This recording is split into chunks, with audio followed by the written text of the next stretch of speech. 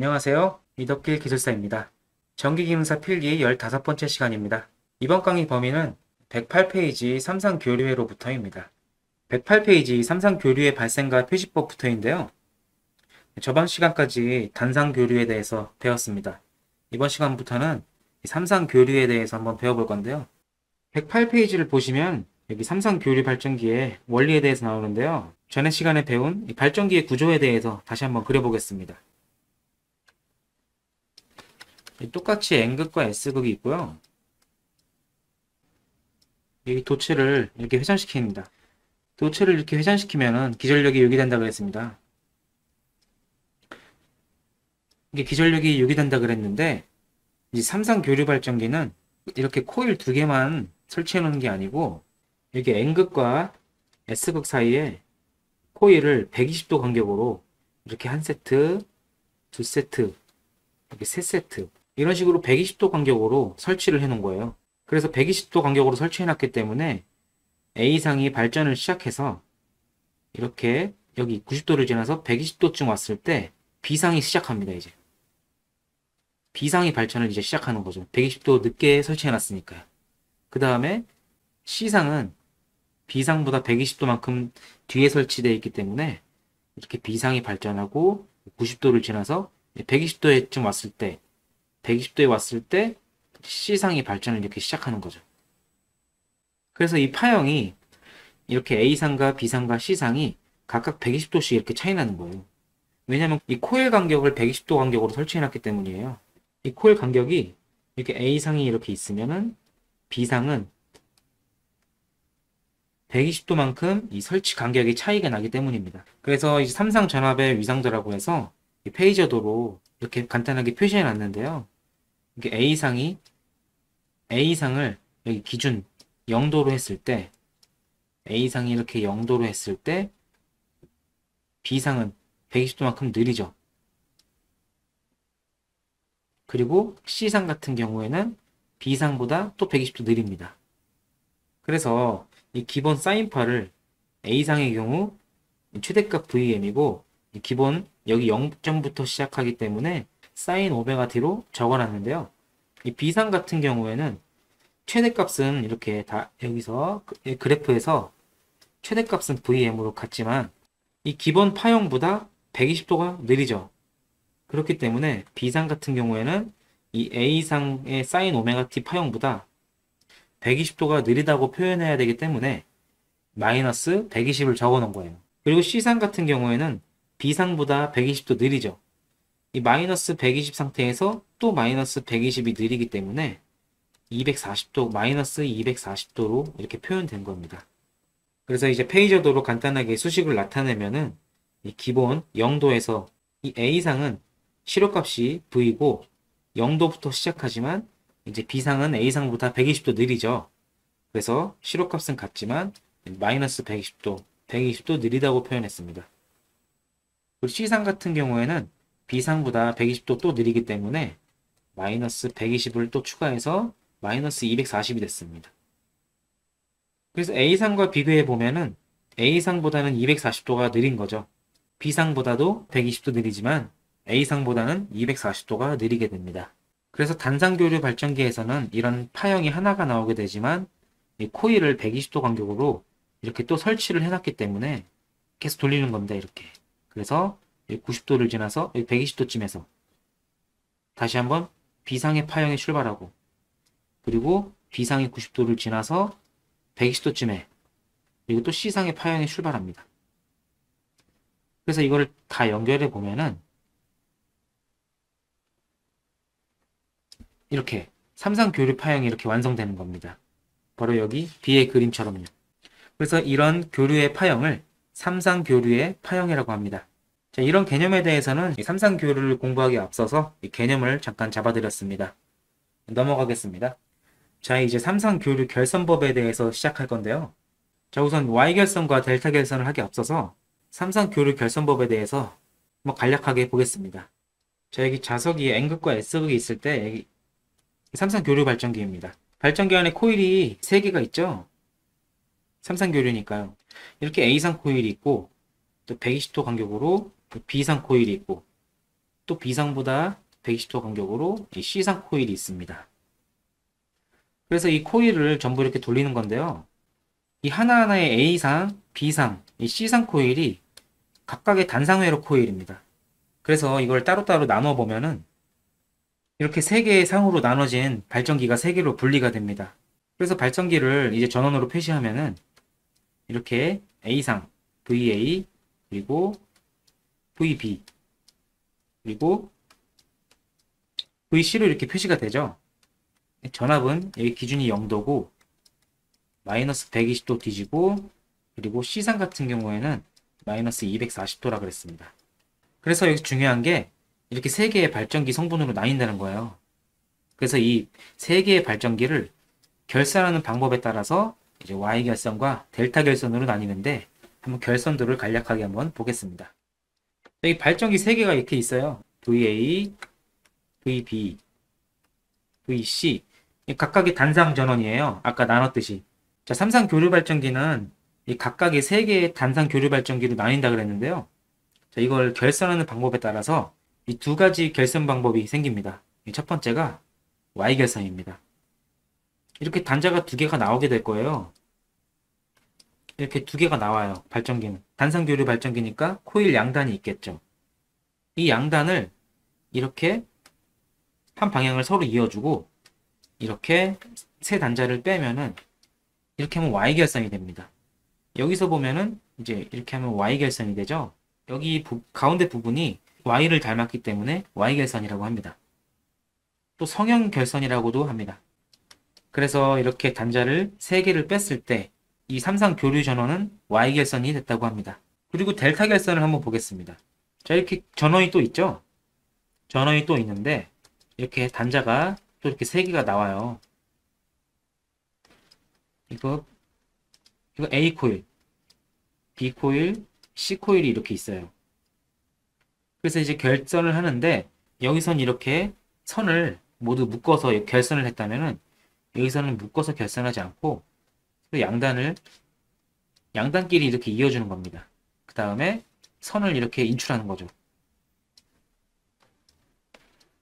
그러면 외부에는 전선이 3개가 나오고 이 내부에서는 이렇게 세모 모양, 이걸 델타 모양이 닮았다 그래서 이 델타 결선이라고 합니다. 그래서 이거는 이것을 델타 결선, 이것을 Y 결선이라고 합니다. 자, 이제 Y 결선부터 한번 보겠습니다. 109페이지를 보면은 이렇게 삼성 교류가 Y 결선이 되어 있습니다. 이 위에 있는 게 VA, 그리고 120도 뒤진 VB, 그리고 VC가 또 있습니다. 이렇게 있을 때 이제 기출 문제는 여기서 계산 문제가 출제됩니다. 자, 기출 문제는 여기에 전류, 그리고 이곳의 전류, 그리고 이 양단의 전압, 이 양단의 전압과 이곳의 전압, 이 관계에 대해서 계산하는 문제가 나와요.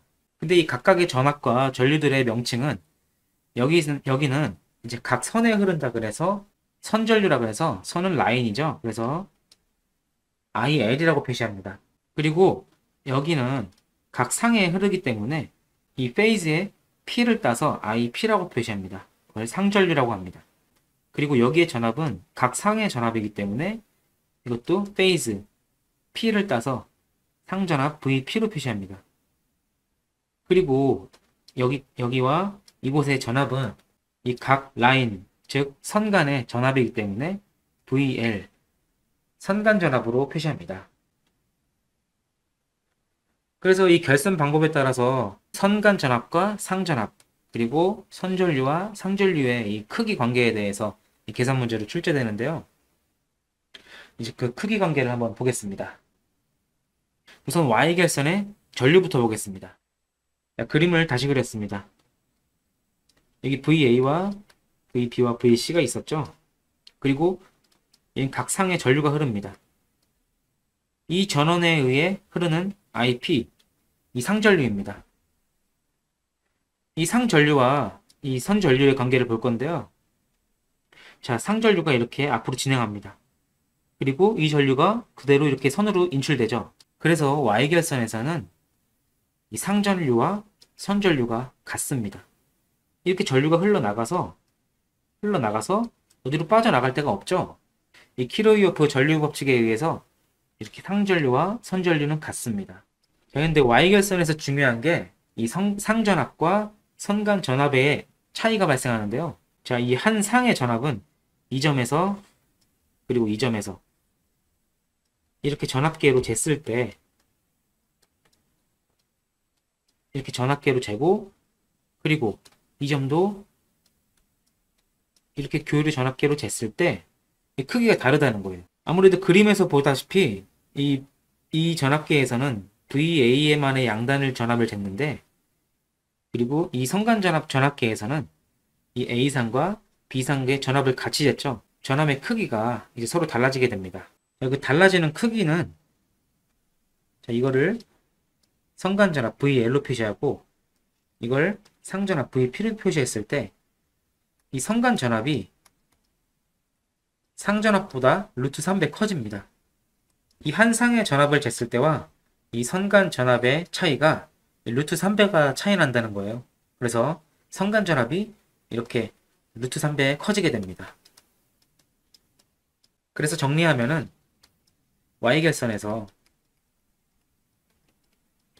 Y결선에서 전류는 같습니다. 근데 전압은 차이가 발생합니다. 이 선간 전압이 상전압보다 루트 3배가 커지게 됩니다. 그래서 계산 문제를 한번 풀어보고 넘어가도록 하겠습니다. 문제에서 어떤 삼상교류 발전기에서 상전압이 220V래요. 이때 선간 전압이 몇 볼트인지 한번 구해보겠습니다. 그리고 상전류가 40A일 때 선전류를 한번 구해보겠습니다. Y결선에서는 선간 전압이 상전압보다 루트 3배 크다 그랬죠. 그래서 선간 전압 VL은 220에 루트 3배를 곱한 380V입니다.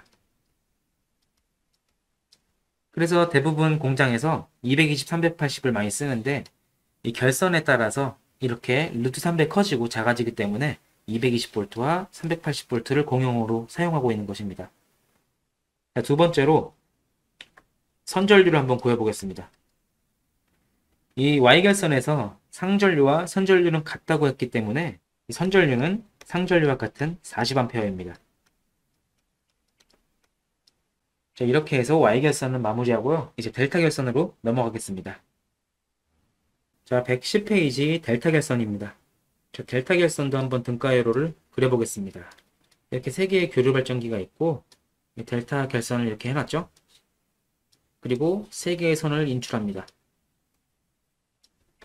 그리고 코일 VA 그리고 이 B 코일에 의한 전압 VB 그리고 C 코일에 의한 전압 VC가 있습니다. 이 델타 결선도 이제 Y 결선과 같이 계산 문제로 출제됩니다. 이것도 역시 상전압 상전류, 선전압 선전류의 이 관계에 대해서 나오게 되는데요. 한번 델타 결선에 대해서 한번 보겠습니다. 자, Y 결선에서는 전류가 같았는데요. 이 델타 결선에서는 전압이 같습니다. 자, 이곳에서 이 상전압의 개념은 이 각 상양단에서 전압을 잰 거죠. 그래서 이 점과 이 점 따라서 전압계로 교류 전압계로 이 잰 게 상전압 VP고 그리고 이 선으로 인출한 이 지점에서 교류 전압계로 잰 것을 이 선간 전압이라고 합니다. 이 선간 전압을 VL로 표시했습니다. 자, 이 그림에서 봤을 때 이 선간 전압과 상전압과 선간 전압의 관계를 한눈에 볼 수 있는데요. 자, 여기서 잰 것과 여기서 이렇게 잰 것과 여기서 이렇게 잰 것 차이가 없겠죠? 이 도선의 저항이 이 도선의 임피던스가 0이라고 했을 때 이 전압계에서 표시되는 상전압과 이 전압계에서 표시되는 선간 전압이 같을 거예요. 그래서 이 델타 결선에서는 상전압과 선간 전압이 같습니다. 그럼 이제 델타 결선에서는 전류가 달라지겠죠? 전류에 대해서 한번 보겠습니다. 전류가 이렇게 나가요. 상전류가 이렇게 나가는데 여기는 이 선전류가 이렇게 나가게 됩니다. 여기도 반대로 이 C상에 의해서 선전류가 이렇게 계속 돌고 있어요. 그리고 여기도 B상에 의해서 선전류가 이렇게 돌게 돼요.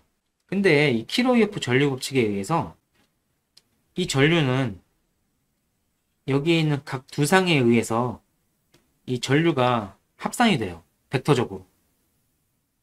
그렇기 때문에 이 각 상의 전류보다는 선에 흐르는 전류가 더 커지게 됩니다. 그래서 이 관계를 보면은 이 선전류 IL은 상전류보다 루트 3배가 커지게 됩니다. 아까 Y결선에서는 선전압이 상전압보다 루트 3배 커진다 그랬는데요. 이 델타 결선에서는 선전류가 상전류보다 루트 3배 커지게 됩니다. 자, 이것을 이용하여 문제를 한번 풀어보겠습니다. 자, 아까와 마찬가지로 이 선상 교류가 있습니다. 그리고 상전압이 220V고 여기서 성간전압은 델타 결선이죠. 아까 결선이란 말을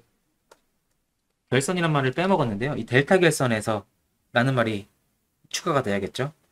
그래서 이 델타 결선에서 상전압이 220V일 때 성간전압은 얼마인지 한번 구해보고 이 상전류가 아까와 똑같이 40A일 때 선전류는 얼마인지 한번 구해보도록 하겠습니다. 자, 델타 결선에서 성간전압은 상전압과 같죠? 델타 결선에서 성간전압과 델타 결선에서 성간전압과 상전압은 같기 때문에 그래서 VL은 이제 상전압과 같은 220V로 나타나게 됩니다. 그리고 델타 결선의 이제 선전류를 구해보겠습니다. 이 델타 결선의 선전류는 상전류보다 루트 3배 크다 그랬죠? 그래서 이 선전류는 이 40A보다 루트 3배 큰 이런 전류값이 흐르게 됩니다. 자, 이렇게 해가지고 이 델타 결선까지 한번 풀어봤는데요. 자, 이 시험장에 가면은 Y결선과 델타 결선 어떤 건 전압이 큰지 어떤 건 전류가 큰지 그게 헷갈려요, 나중에는. 그래서 시험장에서는 이제 Y를 그려보고 Y를 그리고 델타를 그려서 한번 전압만 한번 체크해 보세요. 전압만. 그럼 전류는 자동으로 나오니까요. 자, 이제 여기가 성간전압입니다. 성간전압 VL이고 그리고 여기 양단에 이 전압이 상전압입니다. 각 상의 전원이 이렇게 있죠. 여기도 각 상의 전원이 이렇게 있고 전압만 체크해 봤을 때 지금 Y결선에서는 전압이 다르죠. 이 양단의 전압과 이 양단의 전압이 다르죠. 근데 이 델타 결선에서는 여기의 전압과 그리고 여기의 전압도 같죠. 여기 이곳의 전압은.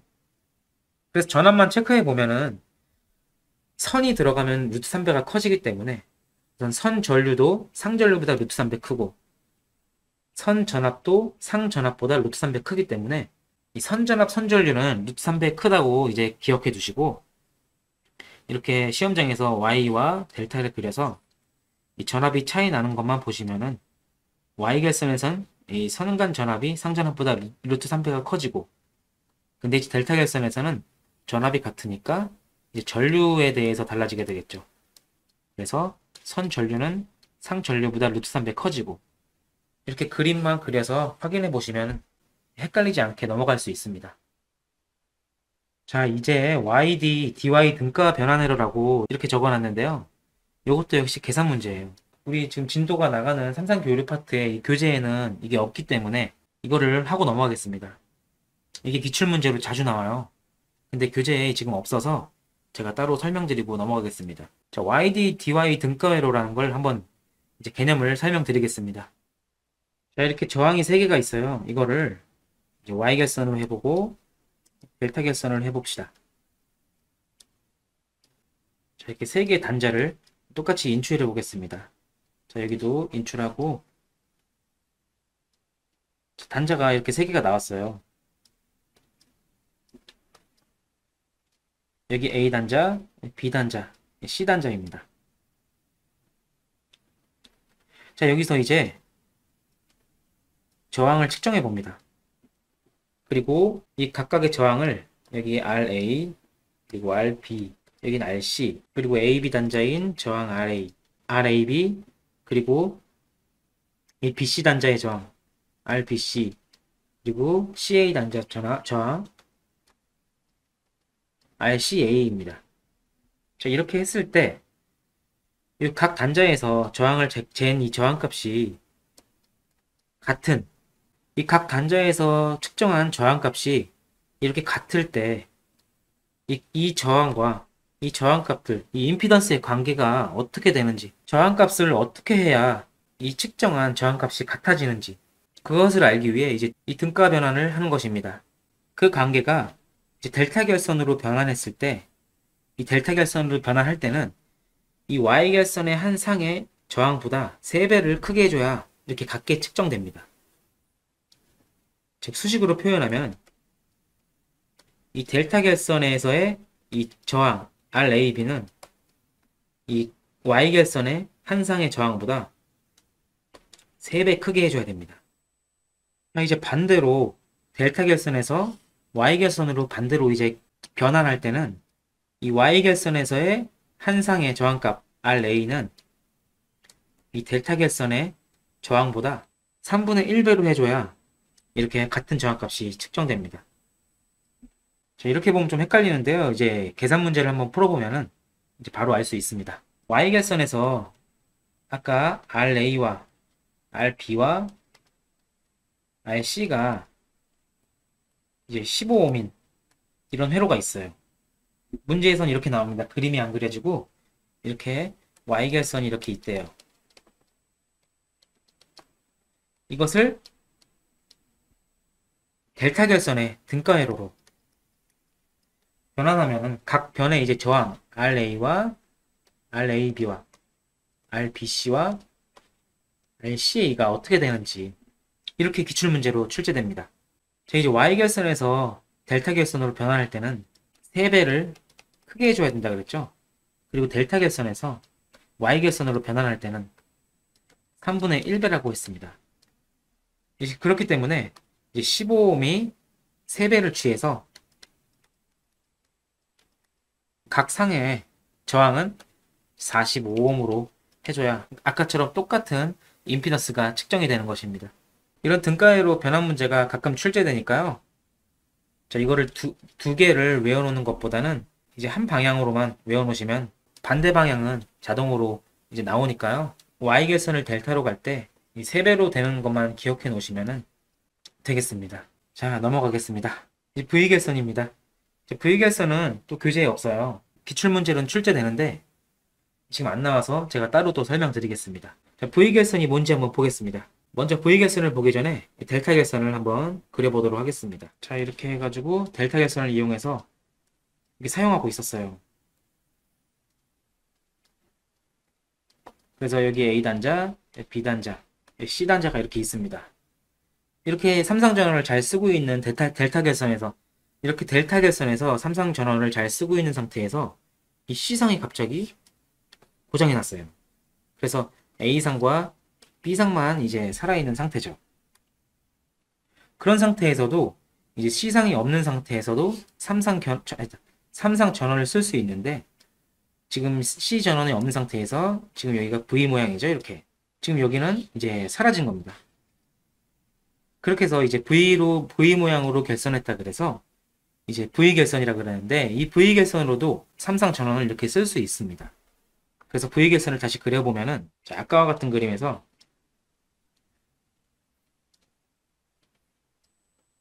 A, B, C 단자에서 이렇게 전원을 쓸 수가 있습니다. 여기서 이제 각 전원의 용량을 여기는 PA, 여기는 PB라고 했을 때 아까 삼상 전원이 이렇게 삼상 전원에 이 C상이 건전할 때는 이렇게 3개로 쓰고 있었을 때 이 용량이 이 총 용량은 P1 플러스 P2 플러스 P3로 쓰고 있었어요. 자, 이게 쓰고 있었는데 이제 C상이 고장이 난 거죠. 그때 이제 V개선으로 삼상 출력을 이용해야 됩니다. 그때 이제 출력이 어떻게 되는지, 이 V개선의 출력이 어떻게 되는지 이 계산 문제로 출제됩니다. 이 잘 쓰고 있던 삼상 전원에 비해서 이 델타 결선에, 여기는 델타로 해야 되고 여기는 PV로 해야겠죠. 지금 잘 쓰고 있던 델타 결선에서 이 출력보다 이 V 결선의 출력이 어떻게 변하는지 그걸 계산하는 문제로 출제됩니다. 여기 P1, 2, 3를 썼네요. 그러면 P1, P2로 한번 보겠습니다. 자, 그러면은 V 개선을 했을 때 그럼 두 개만 남았으니까 이제 P1 플러스 P2가 될까요? 이건 아닙니다. 이렇게는 안 되고, 자, 원래는 두 배가 이렇게 돼야 되는데 이렇지 않고 루트 3배만 커집니다. 이 P1과 P2 용량이 지금 다 같다고 지금 생각한 거예요. P2로 표기하면은 이 P2 용량보다 루트 3배 커지게 되는 거죠. 그래서 원래 이 단자에서 델타 결선 시에는 이 한 상의 용량의 3배를 쓰고 있었는데 이 V 결선을 하니까 루트 3배밖에 지금 못 쓰고 있는 거예요. 그럼 이 관계를 한번 보고 기출문제를 한번 실제로 풀어보겠습니다. 기출문제 이렇게 나와요. 단상변압기 용량 한 대가 220kVA로 델타 결선으로 잘 쓰고 있었대요. 근데 지금 한 상이 고장나서 V 결선으로 이제 해야 된답니다. 이때 총 출력이 얼마인지 먼저 델타 결선 일단 한번 보겠습니다. 한 상의 용량이 이제 P1이라고 했을 때 델타 결선의 용량을 한번 보겠습니다. 이렇게 P1에 단상 변압기가 3대가 있었죠. P1 플러스 3대가 있으니까 3개를 더해줘야겠죠. 그러면 이 단상 변압기 한 대의 용량에 비해서 단상 변압기 용량의 3배가 이렇게 출력이 되죠. 근데 델타 결선에서는 이 단상 변압기 2대가 남아 있으니까 이게 아니라 그랬죠. 2개를 더하는 게 아니고 이 한 상보다 루트 3배가 커진다 그랬습니다. 루트 3은 한 1.73 정도 되니까 2배가 살짝 안 되는 거죠. 그래서 이 V 결선을 했을 때 단상 변압기 한 대의 용량에 비해서 이제 루트 3배 커지는 그런 관계에 대해서 이렇게 출제가 됩니다. 이것도 가끔 나오니까 이것도 숙지하시고 넘어가시는 걸 권장드립니다. 자, 이번 시간 학습 정리입니다. 이번 시간에는 이제 삼상 교류부터 이제 삼상 교류의 결선, 그리고 등가회로, V 결선까지 마무리했는데요.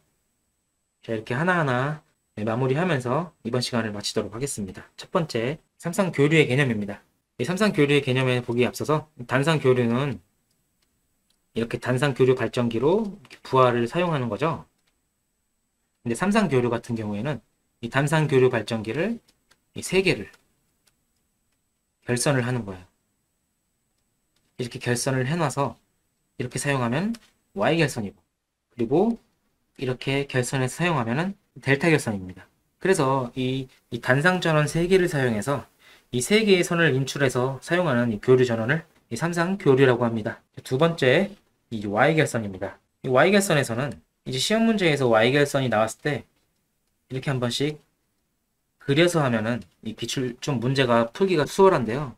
이 Y 결선 문제가 이렇게 나왔을 때 한번 그려보면은 풀기가 좀 수월해집니다. 이 전압과 전류 관계를 볼 때 Y 결선에서는 상전류가 이렇게 그대로 빠져나가니까 이 전류는 상전류와 선전류는 같다 그랬고, 그 다음에 여기서 측정한 성간전압 VP와 여기서 측정한 상전압 VL은 차이가 난다 그랬죠. 그래서 성간전압은 상전압보다 루트 3배 크다 그랬습니다. 세 번째로 델타 결선의 전압과 전류입니다. 이것도 역시 이제 그림을 회로를 그려서 보면은 조금 보기 쉬워지는데요. 한번 보겠습니다. 이렇게 측정한 상전압 VP, 여기서 이렇게 측정한 성간전압 VL, 여기서 측정한 전압값과 여기서 측정한 전압값이 다르지 않겠죠? 이건 선 하나밖에 없으니까요. 그래서 이 델타 결선에서는 상전압과 선전압이 같다 그랬는데요. 그럼 델타 결선에서는 전류가 달라질 거예요. 그래서 여기 각 상에 흐르는 상전류, 그리고 여기 선에 흐르는 선전류가 이렇게 있는데요. 이 선전류는 상전류의 루트 3배 크다고 했습니다. 자, YD, DY 등가 회로입니다. 또 Y 회로에서 측정한, 그리고 델타 회로에서 측정한 여기서의 저항값은 이 저항값이 같아야 되는 이 저항의 관계, 그 저항의 관계를 알기 위해서 이제 등가 변환 회로를 했는데요. 그래서 이제 Y에서 델타로 등가 변환할 때는 3배가 커집니다.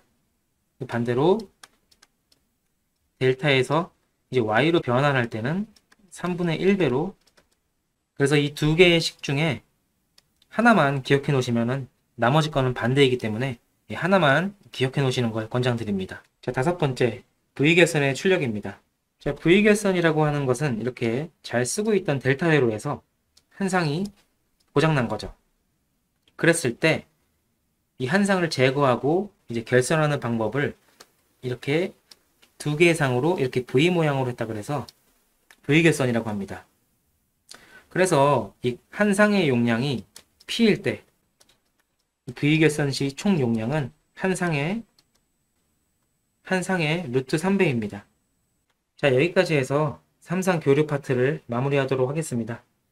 감사합니다.